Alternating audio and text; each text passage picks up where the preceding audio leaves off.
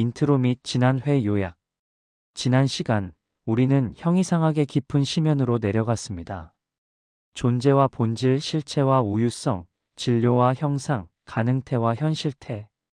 그리고 우리는 배웠습니다. 신은 순수 현실태, 존재 자체라는 것을.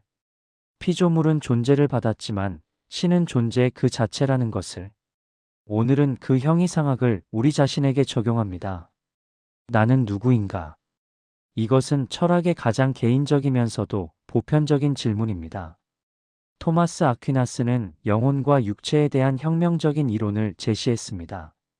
2000년 가까이 이어져 온 플라톤의 이원론을 뛰어넘는 통합적 인간론입니다. 오늘 우리는 그 통찰을 배우며 인간의 존엄성과 통합성을 재발견하게 될 것입니다. 함께 시작해 봅시다. 영혼과 육체, 영원한 질문. 거울을 보세요. 누가 보입니까? 육체가 보입니다. 얼굴, 몸, 손. 하지만 우리는 본능적으로 압니다. 나는 이 육체만이 아니라는 것을 생각합니다. 사랑합니다. 선택합니다. 기억합니다. 꿈꿉니다. 이런 것들은 단순히 물질적 육체만으로 설명되지 않는 것 같습니다.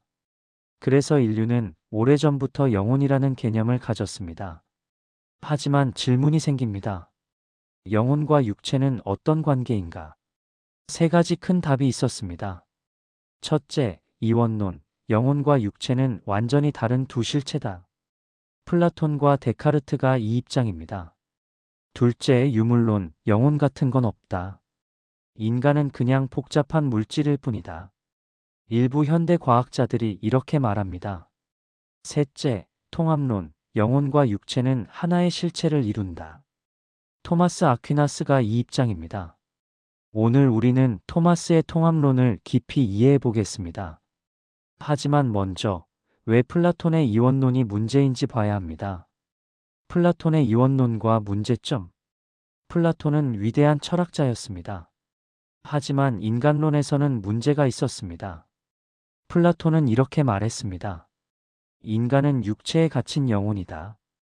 영혼은 본래 이데아 세계에 있었는데 타락해서 육체라는 감옥에 갇혔다는 겁니다.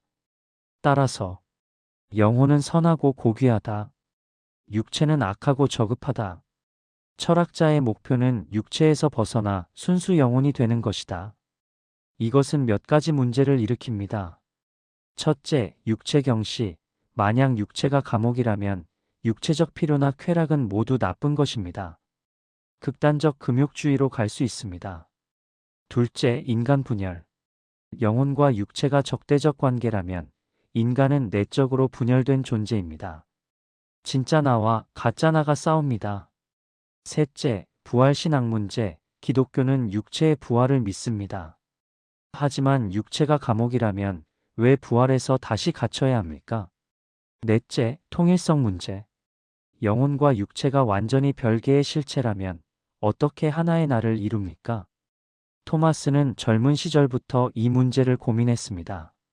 그리고 아리스토텔레스의 진료 형상론을 기독교적으로 심화시켜 획기적인 해답을 제시합니다. 영혼은 육체의 형상이다. 지난 시간 기억하시나요? 진료와 형상 이론을 배웠습니다. 물질적 실체는 진료와 형상의 합성이라고요. 토마스는 이것을 인간에게 적용합니다. 인간의 진료는 육체입니다. 인간의 형상은 영혼입니다. 이것이 무슨 뜻일까요? 영혼은 육체와 별개로 떨어져 있는 게 아닙니다. 영혼은 육체를 살아있게 하고 조직하고 작동시키는 원리입니다. 비유를 들어봅시다. 조각상을 생각하세요. 대리석과 모양이 있습니다. 모양은 대리석 안에 있습니다. 대리석을 떠나서 공중에 둥둥 떠다니지 않습니다. 하지만 동시에 모양은 대리석과 다릅니다. 같은 모양을 청동으로도 만들 수 있으니까요. 마찬가지로 영혼은 육체 안에 있습니다. 육체를 떠나 공중에 떠다니는 유령이 아닙니다. 하지만 영혼은 육체와 다릅니다. 영적이고 불멸하는 본성을 가집니다. 토마스의 명제. 영혼은 육체의 실체적 형상이다. 이것의 함의는 엄청납니다. 첫째, 인간의 통일성, 영혼과 육체는 하나의 실체를 이룹니다. 두 개의 실체가 아닙니다. 인간은 하나입니다. 둘째, 육체의 존엄성, 육체는 나쁜 것이 아닙니다. 영혼이 실현되는 필수적 요소입니다. 육체 없는 영혼은 불완전합니다. 셋째, 전인적 행위, 내가 하는 모든 것은 영혼과 육체가 함께합니다. 생각할 때도 뇌가 필요하고 사랑할 때도 심장이 뜁니다.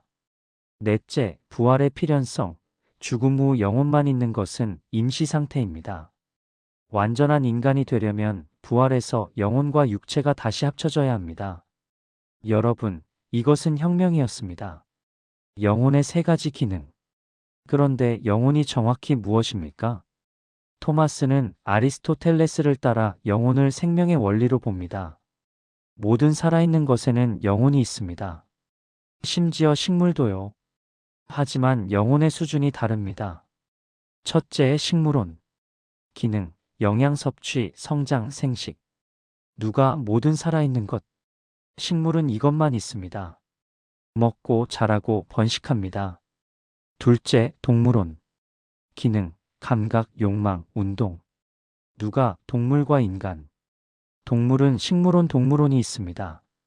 보고, 듣고, 느끼고, 원하고, 움직입니다. 셋째, 이성혼. 기능, 추상적 사고, 자기인식, 자유의지. 누가 오직 인간. 인간은 식물론, 동물론, 이성혼, 세 가지를 모두 가집니다. 하지만 중요한 점. 인간에게 이것들은 세 개의 영혼이 아닙니다. 하나의 영혼이 세 가지 기능을 합니다. 인간 영혼은 식물처럼 영양을 섭취하고 성장하고, 동물처럼 감각하고 느끼고 움직이고, 인간답게 생각하고 판단하고 선택합니다. 왜 이것이 중요할까요? 인간의 통일성 때문입니다. 내 육체적 욕구도, 감정도, 이성적 판단도 모두 같은 나에게서 나옵니다. 배고픔, 식물론 기능, 아름다운 음악에 대한 감동, 동물론 기능, 정의에 대한 사유, 이성혼 기능. 모두 하나의 통합된 인간 영혼의 작용입니다. 철학은 삶의 위안이 될 수 있습니다. 이 위안을 더 많은 분들과 나누고 싶어요. 구독과 좋아요로 힘을 보태주세요. 영혼의 불멸성 증명. 여기서 중요한 질문이 나옵니다. 육체가 죽으면 영혼도 죽는가? 토마스는 명확하게 답합니다. 아니다. 영혼은 불멸한다. 왜일까요? 세 가지 논증이 있습니다. 논증 1. 영혼의 비물질성으로부터. 영혼, 특히 그 지성적 부분은 물질에 의존하지 않고 작동할 수 있습니다. 어떻게 알 수 있을까요? 우리는 보편 개념을 생각합니다. 예, 삼각형 일반, 정의 자체, 아름다움 자체. 하지만 감각은 항상 개별적이고 구체적인 것만 파악합니다. 이 삼각형, 저 삼각형. 따라서 보편을 파악하는 지성은 물질적 기관에 완전히 의존하지 않습니다. 물질에 완전히 의존하지 않는 것은 비물질적입니다. 비물질적인 것은 썩지 않습니다. 왜냐하면 부패는 물질의 분해이니까요. 따라서 영혼은 불멸합니다. 논증 2. 영혼의 자기인식으로부터. 인간 영혼은 자기 자신을 인식합니다. 나는 생각한다. 물질적인 것은 자기 자신을 돌아볼 수 없습니다. 눈은 자기 자신을 볼 수 없습니다. 자기 반성이 가능하다는 것은 영적 본성을 보여줍니다. 영적인 것은 물질의 법칙에 종속되지 않으므로 죽지 않습니다.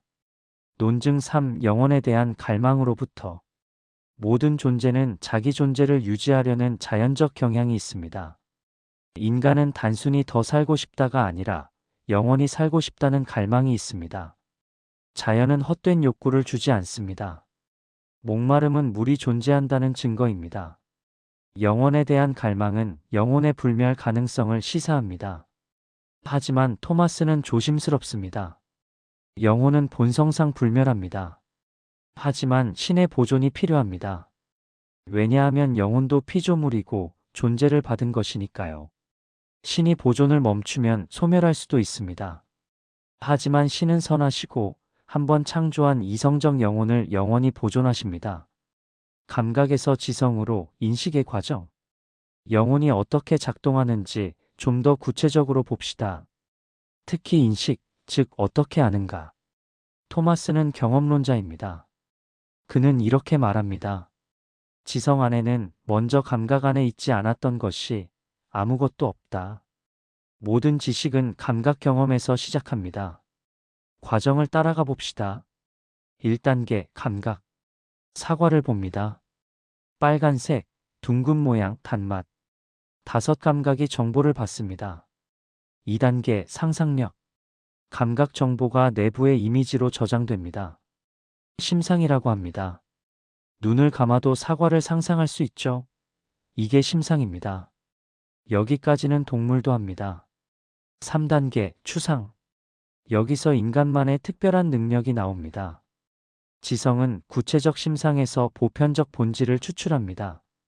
이 사과, 저 사과, 여러 사과를 경험하면서 지성은 사과성 자체, 사과의 본질을 파악합니다.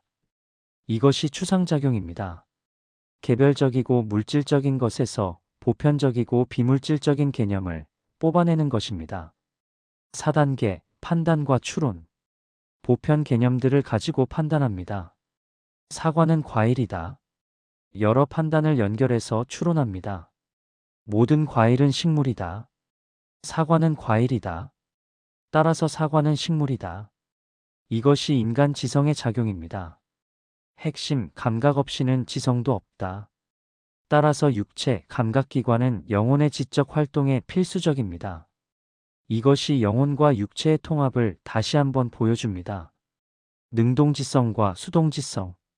여기서 토마스는 아리스토텔레스의 어려운 이론을 채택합니다. 지성에는 2가지 측면이 있습니다. 수동지성, 받아들이는 지성. 백지 상태에서 시작. 개념들을 받아들여 저장. 가능태 상태. 능동지성, 작동하는 지성. 추상작용을 실제로 수행. 심상에서 보편 개념을 뽑아냄. 현실태 상태. 비유로 설명하겠습니다. 어두운 방에 다양한 색깔의 물건들이 있습니다. 수동지성은 눈과 같습니다. 볼 수 있는 능력은 있지만 어두우면 못 봅니다. 능동지성은 빛과 같습니다. 빛이 비춰야 색깔이 실제로 보입니다. 마찬가지로 심상은 잠재적으로 지성적 개념을 담고 있습니다. 능동지성이 빛을 비춰서 보편 개념을 드러냅니다. 수동지성이 그 개념을 받아들입니다. 왜 이렇게 복잡할까요? 토마스는 설명합니다. 인간 지성은 천사처럼 처음부터 모든 지식을 가지고 태어나지 않습니다. 배워야 합니다. 하지만 동시에 단순히 수동적으로만 받아들이지도 않습니다. 능동적으로 추상하고 사유합니다.